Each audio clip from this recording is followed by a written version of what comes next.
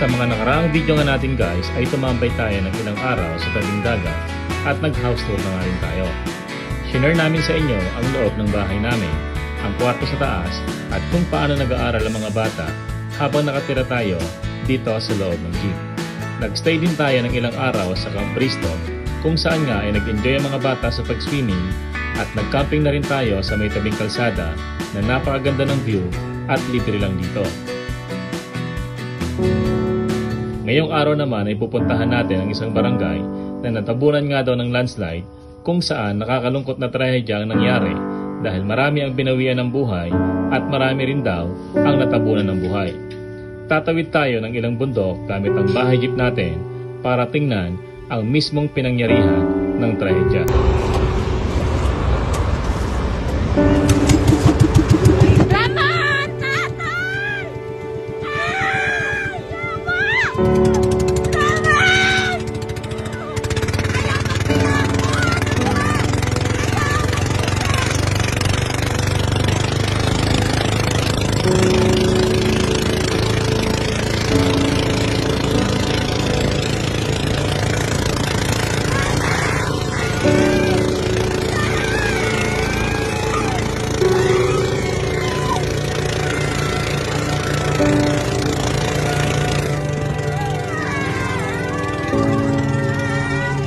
Ayoko na doon. Delikado na. At dito nga mga kalibot, hindi ko napansin ni sir, kanina kumuha ko ng tubig. Habang kumuha ko ng tubig, may naamoy kong kakaiba. So familiar yung sa akin yung amoy na yun. Yung amoy na yun ay yung mga taong nabubulok po sa ilalim pa rin ng mga rubbles na ito, sa mga batuhang ito. Dito nga kalibot, talagang amoy na amoy mo pa rin, sariwa pa rin yung amoy ng mga patay na nasa ilalim sa mga tinatapakan naming mga batuhang ito at mga lupa. Tingnan nyo naman yung bahay guys. Abandoned na siya. Wala nang nakatira. Pinarangan na rin ang yero, yung pintuan saka yung bintana para walang makapasok. So dito mga kalibot, kung isipin, siguro meron ditong masayang pamayanan bago nga yung landslide. Pero ngayon tingnan nyo naman, parang naging ghost town na yung lugar dito. Ni pusa or aso wala kang makikita dito guys. Bata pa lang ako, gusto ko nang malibot ang buong mundo. Ngayong malaki na ako, simulan natin sa paglilibot sa buong Pilipinas. Kasama ang tropa, pamilya at mga bagong makikilala. Bumili ako ng lumang jeep na hindi na ginagamit at i-convert natin to para maging camper jeepney. Lalagyan natin ng kwarto, CR, sala, kusina, top load at may solar sa taas. Para kasaman tayo mapadpad, ready tayo. At pag napadaan kami sa probinsya nyo, tara! Sama! Lilibutin ang buong Pinas, isasama ko lahat ng may gusto. Pagdating ko dyan sa probinsya nyo, dapat ready na lahat ng mga gamit mo. Magpaalam ka na sa nanay mo, makiusap ka na rin dyan sa boss mo. Lalo na pati sa jowa mo, kasi aalis tayo kahit saan mo gusto. Abutin man tayo sa dulo ng mundo, di ka magsisisi, pangako yan sa'yo.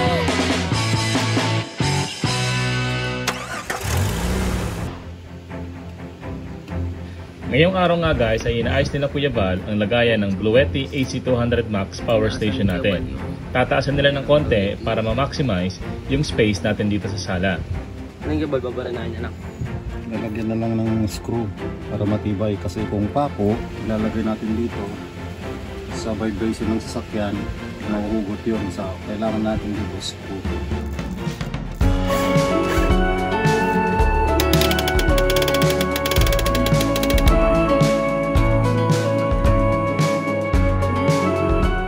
Ngayong araw nga guys ay ang pang 524 days namin na paglilibot sa Pilipinas habang nakatira dito sa lumang jeep na ginawa naming bahay.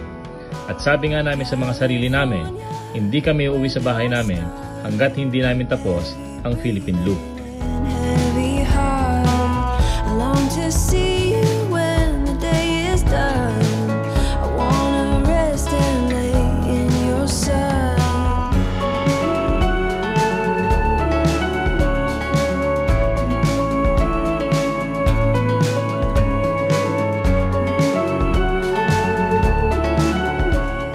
today mga kalibot, makalipas ang mahigit kalating oras na biyahe natin, galing tayo sa Camp Cristo.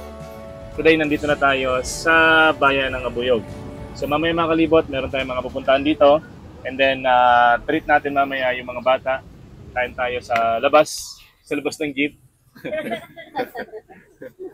And si Mami mga kalibot, kita nyo naman na talagang gamit na gamit yung bahay natin, yung lababo natin. Dito siya nagtututbrush ngayon sa lababo natin. So mga kalibot, tinan nyo to. Kung nakaraan kasi galing kami ng bundok, dami naming nabili na puso ng saging. May dagta. Natanggal naman pala. Natanggal naman siya. Ang Abuyog ay isang first-class municipality at ito rin ang may pinakamalawak na munisipyo sa buong isla ng Leyte kung pag-uusapan natin ay land area na may sukat na 688 square kilometers.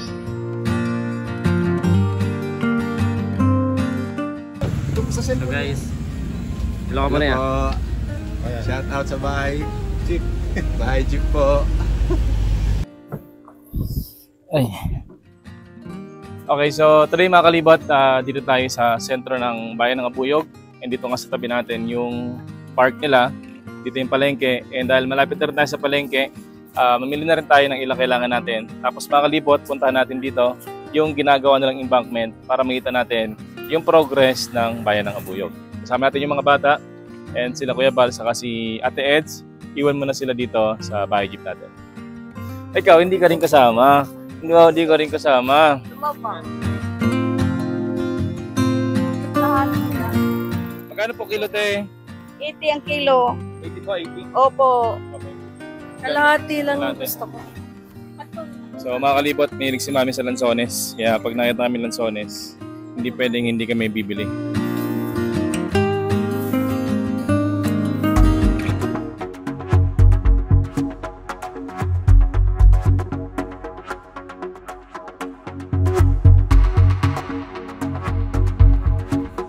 Ilang minuto nga mga kalibot na lakarin mula dun sa naparkingan natin. Dito tayo sa likod ng munisipyo. May kita natin dito guys, yung ginagawa nilang embankment para paghahanda nila guys sa mga posibleng malalakas na bagyo.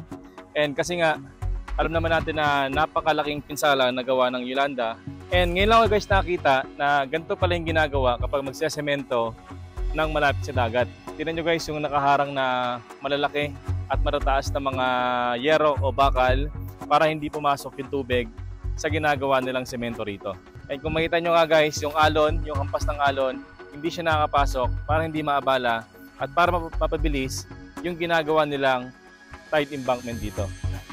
And makita nyo nga guys sa paligid ko rito, yung mga nakahanda nilang malalaking bato na gagamitin para sa pagsemento nito dito sa tight embankment para nga pangharang sa alon kung sakali mang magkaroon ng malakas na bagyo or magkaroon ng malakas na alon.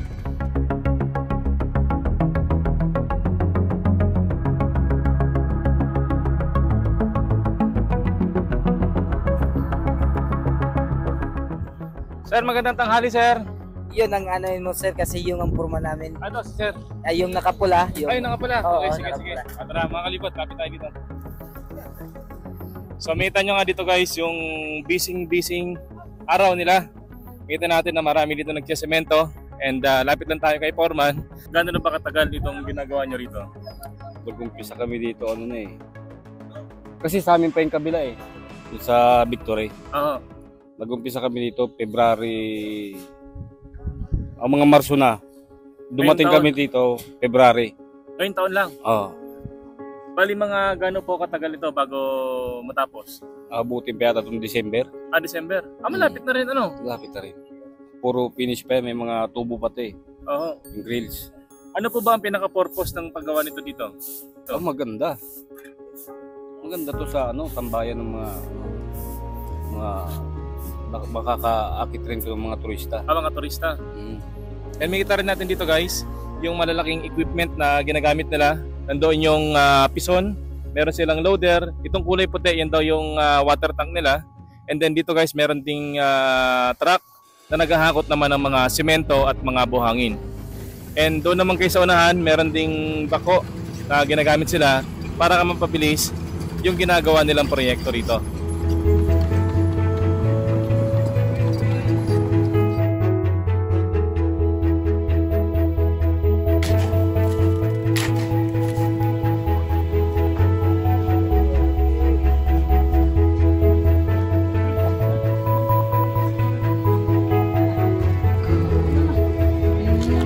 Magkano sir ang ano? Ang Bilog? Bilog? 240. 240. Mura guys ng Carabao dito. 240 lang. Mas mura pa sa baboy. Mas mura sa baboy. Ba't bang mura ng Carabao? Kay man to hindi finisher, bulto-bulto. Targitay. Targitay. Pamba, pag benta ka ng kalabaw, estimate. Estimate lang. Hindi tinimbang. Oo. Makita mga ano lang yan. Oo, ganito. Estimate. Ay, gano'n? 20 mil, 50 mil kung ganyan. Okay. Hindi parehasan baboy na tinimbang yan. Tinimbang. Kaya mas mura ang Carabao. Mas mura ang kalabaw. Na presyo. Kasi dito po, inaalagaan talaga sila pangkatay. Pangkatay. Hindi pang trabaho. Hindi pang trabaho. So yun mga kalibot, bali yung Carabao dito mas mura kasi bultuhan. Bultuhan ang bili. So unlike, di ba, tansyahan. Kasi unlike ng mga baboy na tinitimbang yung live weight, ito is bultuhan, tinatansya lang kung 20 mil, 50 mil yung isang buhay na kalabaw. So mga kalibot, kasi yung kalabaw nila dito, inaalagaan talaga hindi pang araro o para sa bukid, kundi nag-aalaga sila talaga para nga sa pangkatay, which is for consume ng food. Kaya mas mura sa kanila at saka mas malambot yung kalabaw. Oh, mas malambot ang kalabaw. Mas malambot yung kalabaw. Mga bata pa. Mga bata pa.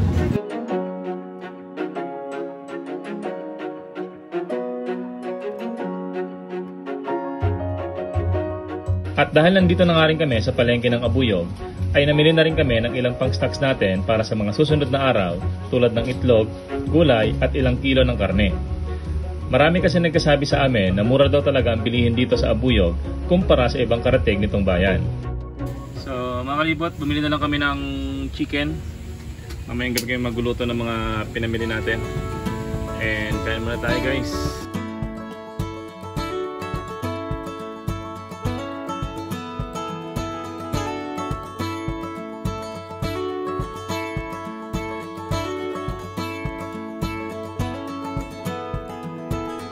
It's been a long, hard season. I'm feeling weary to my bones. I guess that's my reason. I've packed my bags and now I'm gone. Somewhere between the sun and the deep blue sea. That's where you find me. Tender red, flat out on a beach bed. That's where you find me. Working on my fishing skills in a little boat that I rent. Ain't got nothing but time to kill. No vacation's been more heaven sent.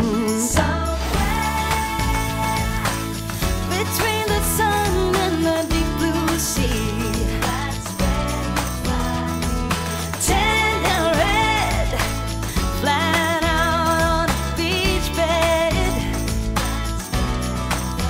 Somewhere between the sun and the deep blue sea. And mga kalibot, bago pa nga tayo makarating sa lugar ng Pilar kung saan merong gumuho 2 years ago, napansin nga natin guys sa daanan itong napakalaking naging landslide dito guys. So makita nyo mga kalibot, grabe. And kanina guys, marami pa kami nadaanan na talagang para mga bahit ng landslide dito sa lugar na to.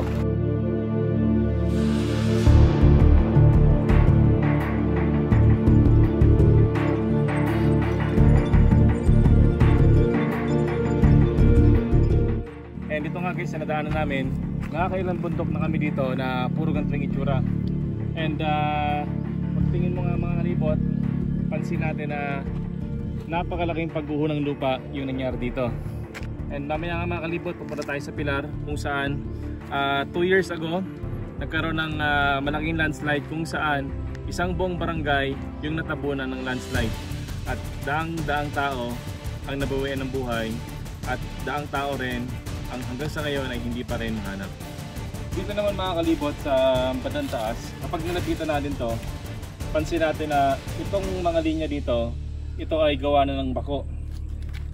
And mga kalibot, ang tingin ko nung bumagsak yung lupa dito, nung gumuho yung bundok, yung lupa dito, is sinamantala na lang din na yung mga gumuho dito is kinuha na lang ng bako. And dito nga guys sa paligid ko, makikita nyo na napakaraming mga tipak ng bato na gumuho dito. Pero guys, yung lupa dito o yung bato dito is medyo malambot. Kaya mga kalibot, kung titingnan nyo yung bato dito, parang hindi siya talagang bato, parang lupa lang siya or putik na tumigas. Kaya siguro sa lugar na to guys, prone talaga yung mga landslide or pagguho ng lupa. Hindi siya katulad ng mga ibang napupuntahan natin na bundok na talagang matitigas na bato tulad nito. Ito guys yung talagang matigas na bato na hindi basta-basta guguho. Kasi kung mapapansin nyo naman mga kalibot, yung mga bundok dito, napakarami naman mga puno na siyang humahawak sa lupa. Pero yun nga lang, talagang malalambot yung lupa dito. Ito nga guys, oh, tingnan nyo, oh. Kaya siyang durugin. Pag tinapakan mo lang siya, madudurog na siya. Paano pa kapag yung malalakas na bagyo at malalakas na pagbuhos ng ulan?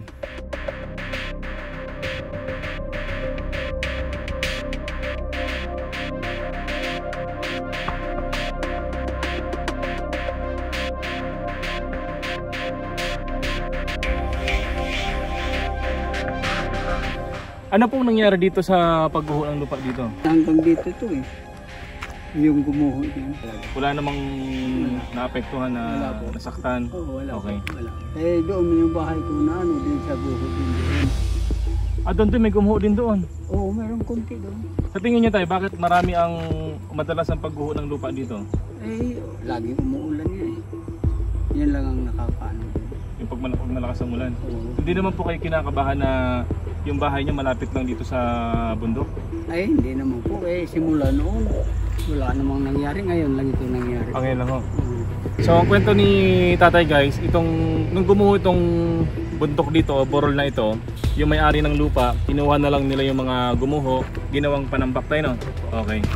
And yung mga nakikita nyo dito mga kalibot, puro mga hindi, yung mga bato na yan guys, galing to yun dito sa pagguho dito.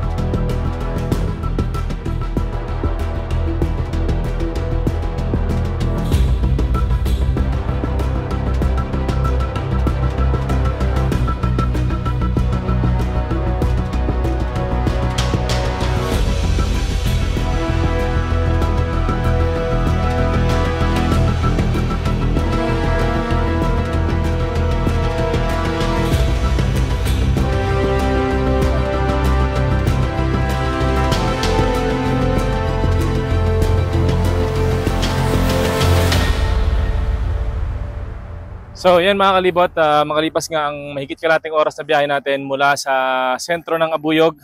Nakarating na tayo dito guys sa lugar kung saan nangyari yung napakalaking landslide o pagguho ng lupa kung saan isang buong barangay nga daw guys ang natabunan. April 12, 2022 nang maganap ang malagim na trahedya dito sa Barangay Pilar, Abuyog, Leyte, kung saan nangyari ang malaking pagguho ng lupa at natabunan ang maraming bahay at maraming tao rin ang nailibing ng buhay. Ang mga taong lumikas sana sa gymnasium dito para maging ligtas ay sila namang natabunan ng buhay. Ayon sa ulat, 182 tao ang natagpuang patay, 128 ang nawawala at posibleng nasa ilalim pa rin ng lupa. At mahigit 100 naman ang mga nasugatan.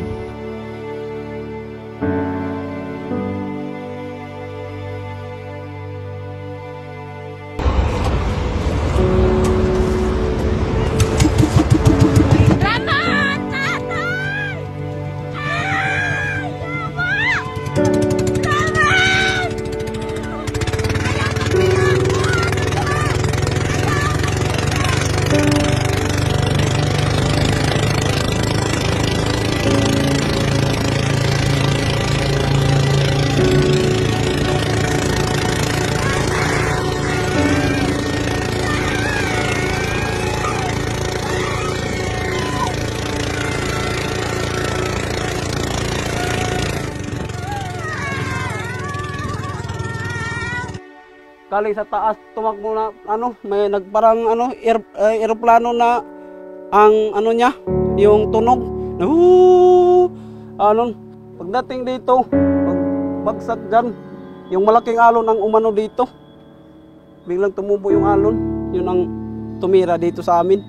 So dito mga kalibot, kita ko sa inyo.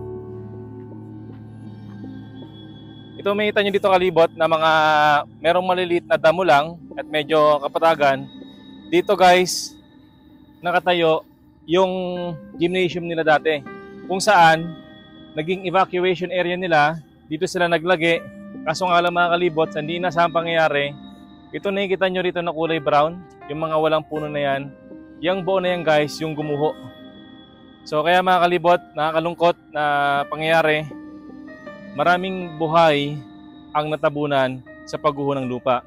Merong mga bata, merong matatanda, merong buong pamilya, at meron din daw na buntis ang natabunan dito. So ibig sabihin mga kalibot, itong lugar na to, napakarami pa rin daw na mga bangkay ang hindi pa rin nahanap or nakuha hanggang sa ngayon.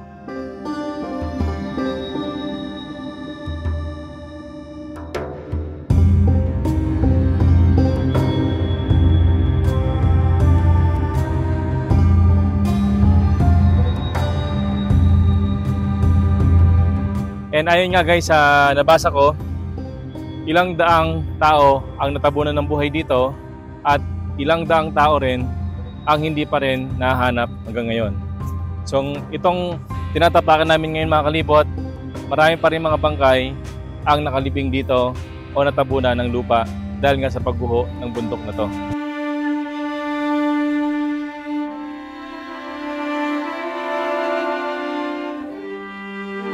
Ang nakakatakot lang doon sa lugar namin yung amihan. Malaking alon. Di naman malaking alon. Habagat naman di. Wala. Yung iba, lumikas yung iba. Kunti lang ang lumikas. Karamihan talaga dyan sa stay lang sa bahay. Doon nagpanik na nung alas 3 na tumunog na nga parang helicopter. Tapos tumaas yung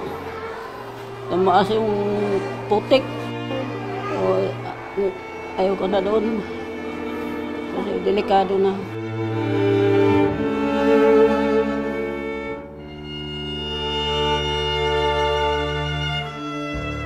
Di ba kayo natakot kay Loloy na kahit na nag-landslide dito dati? Hindi naman sir, pag Desembre, pag tuloy-tuloy ang ulan, pag mga 3 araw na, umuwi ako. And dito nga mga kalibot, kita nyo yung mga batong nandito na nasa parang maliit na sapa na ito. Ito guys, yung mga bato na gumuho na nanggaling sa bundok.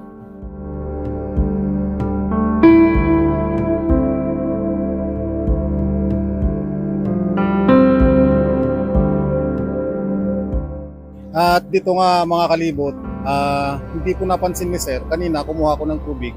Habang kumuha ko ng tubig, may naamoy kong kakaiba. So familiar yung sa akin yung amoy na yun. Yung amoy na yun ay yung mga taong nabubulok po sa ilalim pa rin ng mga rubbles na ito, sa mga batuhang ito. Kasi sobrang laki po yung talagang gumuho.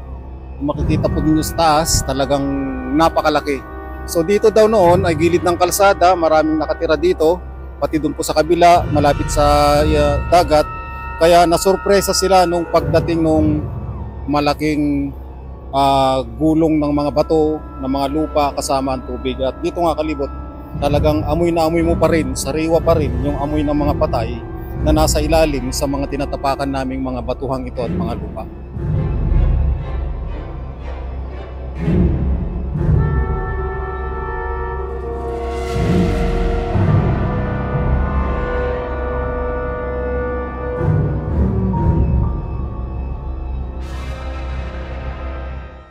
And mga Kalibot, ilang metro lang yung layo dun sa naparkingan natin sa baba. Nakita namin sa drone shot na meron pang mga bahay dito. So, magtatanong sana kami guys kung ano ba yung sitwasyon ng buhay nila dito at kung bakit mas pinipili nila na manirahan pa rin dito kahit na meron yung malaking sakuna nangyari dito. Pero yun nga lang mga Kalibot, tingnan nyo naman yung bahay guys. Abandoned na siya. Wala nang nakatira. Inarangan na rin ang yero, yung pintuan, saka yung bintana para walang makapasok. And dito nga mga Kalibot, tingnan nyo, ang tataas na ng mga damo at mga halaman dito. And dito guys, tingnan natin kung meron pa dito nakatira. Ikot tayo sa likod. Tara. So dito guys, sa likod ng bahay, makikita natin dito. Ayan nga guys, isak yung puno. And grabe guys, siguro nang dahil nga guys sa talaga namang nakakatakot at talagang di makakalimutan na pangyayari dito. Tingnan nyo naman yung mga bahay dito. Wala na yung mga bubong, wala na rin pader, at talagang iniwan na rin ng may-ari. Pati yung kubo, sira-sira na rin. Yung kulungan ng manok, sira-sira na rin. Grabe. Kahit siguro sino guys na merong nangyaring gano'n na malapit lang sa bahay mo, talagang hindi ka talaga magdadalawang isip na umalis dito sa lugar na to.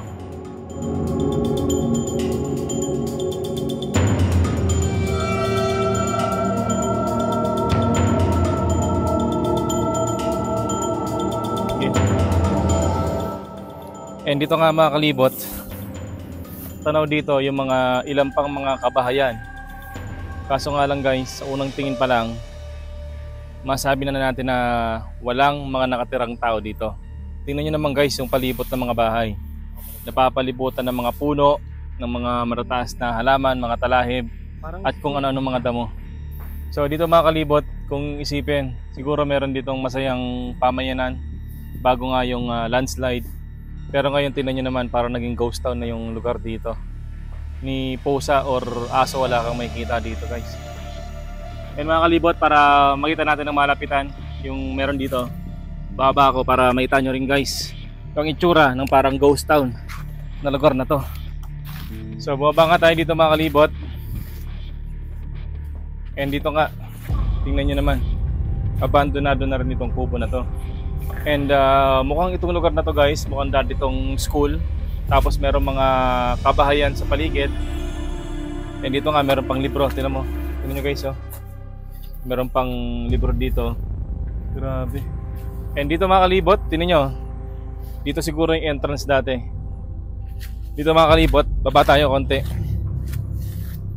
para magkaroon tayo ng idea ano yung nangyari dito. Grabe. Grabe oh. Tingnan nyo naman guys yung daanan dito. Tingnan nyo yung hagdan oh. Puro lumot na, saka puro halaman na. Ito nga guys, talaga nila nilang harang.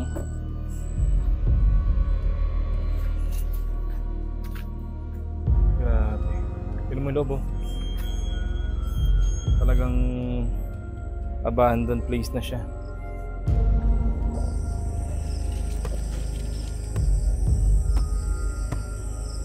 Niring nyo pa yun guys?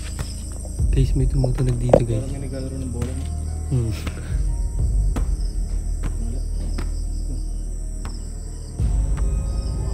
Nastig.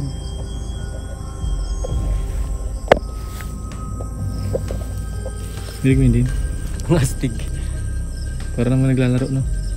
Dito sa loob. Dito guys, nagagani, kinikilabutan ako, grabe. Akala ni Kuya, nagjo-joke lang ako kanina. Tumatay pala ibo guys. Nawala. Nawala yung tunog. Hello? Tara, gusto tayo. Tara. Nakakatakot dito guys.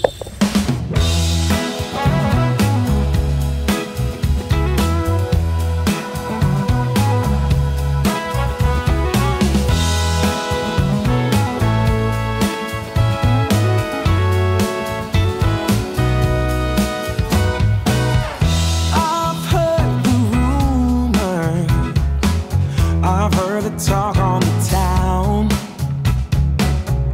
They say you're alone now. They say that you ain't sound.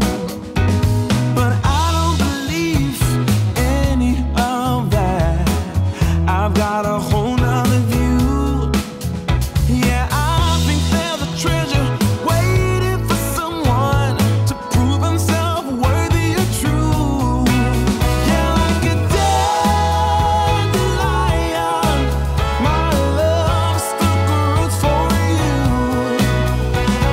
grabe guys, ang sarap kumain. And isa pala ito mga kalibot sa akin na ganda sa Abuyog kasi meron na rin silang mga malalaking kainan dito, malalaking negosyo tulad nga ng McDonald's. So kung sanay kayo sa syudad, mga gandong pagkain, maganda rito sa Abuyog.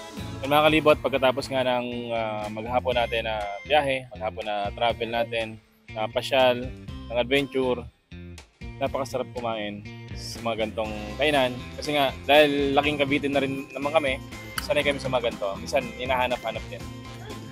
Siyempre, mga bata nag-enjoy din. And balik tayo sa jeep natin. So, mga kalibot, yung mga parts tray, tinake-out ni Mami. Yun na yung ano niya, kaligayahan. School activity to ng mga bata. Yung gupit mo, Tiko. Bagong gupit ah. And si Jace guys, ayan sunod. Mamaya ako naman. Pwede din. Ayaw niya magpagupit. So mga kalibot, dun yung jeep natin, naka-parking sa may 7-Eleven. And papagupit muna tayo dito.